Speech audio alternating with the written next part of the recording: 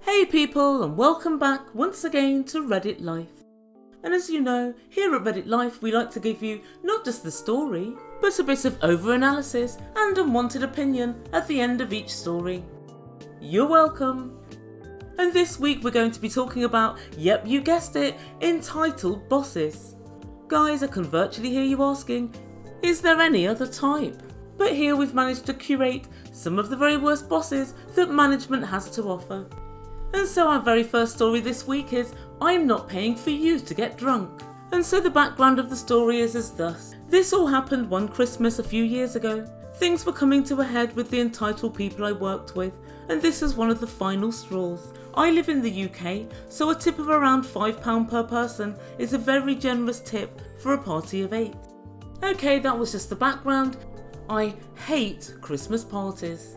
People do stupid things and my anxiety goes through the roof. This year, my employers were having a big event and I managed to get out of it by accidentally booking a work trip to Germany at the same time. However, the team I worked for decided that we would all go out for a meal as a number of people weren't going to be at the big party. I tried to get out of it, but I basically got bullied into attending. We picked a fantastic Indian restaurant close to work and agreed on having the set meal. The set meal was £25 for 4 courses and allowing for a soft drink or 2. I was driving and a tip, I put aside £35. I had agreed to drive a couple of my colleagues to the restaurant. They were then planning to take a taxi home as they lived near each other. We were the first to get to the restaurant and I asked for the table that we'd booked. We were led to a really long table and I'm a bit confused because they had seating for 12 people. But they checked the reservation and yes, it's been changed to 12. After about 10 minutes, the others arrive and one of the team has brought her son. Apparently, she had no childcare. Another has brought their wife and another their girlfriend.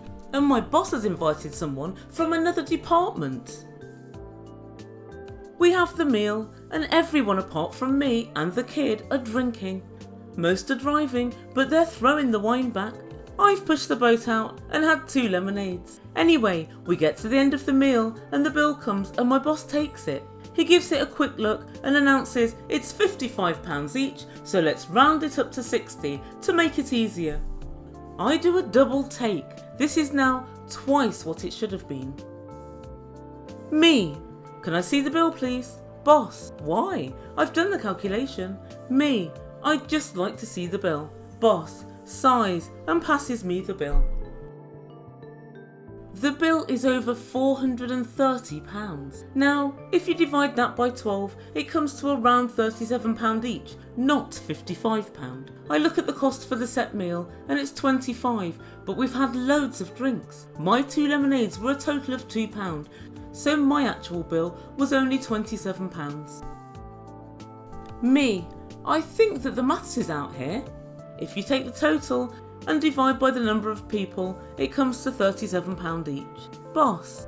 You can't expect our guests to pay for their meals. Me. Sorry. Our guests. Boss. Yes, I invited them to come to the meal.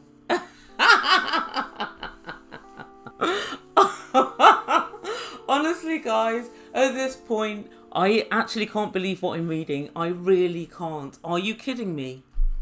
Our guests. Do I have a say in our guests? I don't think I do. Back to the story. Me. Okay, let's ignore that a number of people here were not asked if they'd like to bring their partners or children. You're basically asking those of us who have not drunk or only drunk a little to pay for the drinks of those who have. And that's going to cost me £30. And at the back of my head was me trying to explain to my husband how I got bullied into paying an extra £30 for a meal that I didn't want to go to in the first place. Boss, you're just being mean. But before I could say anything else, one of my co-workers, who had drunk only a single glass of wine, piped up, and she said, I think we should just pay for our own meals and drinks. If people can't remember what they had, then let the rest of us add in money, and then you guys can split the rest of the bill. Boss, well, I don't think that that's fair. I put £35 on the table, picked up my bag and turned to my co-worker, one of those who was going to get a taxi, and said, "Do you want a lift home?" My co-worker said, "That would be lovely, thank you." The other co-worker that I'd brought also put her money on the table and she left with us. So I had to go on an overseas work trip, so I didn't return to the office until a week later. Whilst I was away, my co-worker, who never said boo to a goose, called the boss out. She said that it wasn't the cost. It was the cost, we'd all agreed. But it was the principle. You don't just invite people and expect others to pay. And so it turns out that the co-worker who had brought their kid along was angry and said, "I don't have enough money to pay for our meals." She'd intended to pull the "no money," thinking that we would say it's okay and pay for her and her son. However, because the boss had invited so many others and they'd all drunk so much booze, my refusal to cover the extra food meant that other people we worked with had to use up their spare cash. The person from the other department was embarrassed, as they'd not expected to be treated. In fact, because of their role in the company, they were not supposed to accept gifts from other departments anyway, and they had insisted on paying for their meal. Another of my co-workers, who had drunk a lot with the others, sent me an email apologising, saying that he got drunk, then just drank more, and because he wasn't thinking straight and never intended for anyone to pay for his drinks, he wasn't aware enough to understand what was happening. Things were nasty with that boss for another 8 months until I got moved to another department, and I never went out with co-workers for a meal again. Oh my god guys, this goes way beyond entitlement, way beyond. Having to pay for your work colleagues' alcohol and for your colleagues' partners and children is virtually a hate crime. If you're not getting drunk and if you're not having fun, why should anybody else be? And even if they are, why should you pay for it? This boss, no doubt, just wanted to be popular on somebody else's dime. And I find it very likely that he considered nobody was going to pull him up on his bad behaviour. So just in case you guys ever find yourself in a similar situation, I've got a few tips for you. So the first tip I have is to announce way before you're going out that you're not drinking. And try your hardest to ensure that there's a differentiation between those who are drinking and those who aren't. My second tip for those who are caught in such a situation is a very sneaky tip, and it's a tip I've used many times to great effect myself, and that is leave before the bill comes. So basically do a super quick calculation as to what your meal has cost and get up and out before anyone else's alcohol is added to the bill. A word to the wise, in order for this to work, you need to make sure that you have cash on you, because it is quite hard to organise if you have to actually give your credit card over. And the final and most obvious tip is this: don't go out with cheapskates. This can't have been the first time her boss was a cheapskate, and it can't be the first time that her colleague's been a cheapskate. So once you know someone's a cheapskate, count yourself out. But I'd love to hear what you think. Do you have any great tips for avoiding paying for other people's meals? Or have you been caught out? Have you been paying for someone else to have a good time? Either way, let me know in comments down below, and I'll get on with my next story. So yes, we have another boss who's as entitled as all hell. And this story is called "I'm Not Paying for Your Taxi." This is a story about my manager from hell. I had a very long commute to work, and some days, when I was working late, I would take an Uber home, rather than go through the pain of changing several trains. It was expensive but comfortable, and to keep a track of how much I was spending on Uber, I had a separate bank account, and I would use only that account to pay Uber. In those days, my manager and I were still on good terms. She got to know during a conversation one day that I only made online payments to Uber and rarely carried cash on me, so she decided to take advantage of this, and one day pretended that she'd lost her phone and needed to book a cab for her father, and she asked if I could book it for her.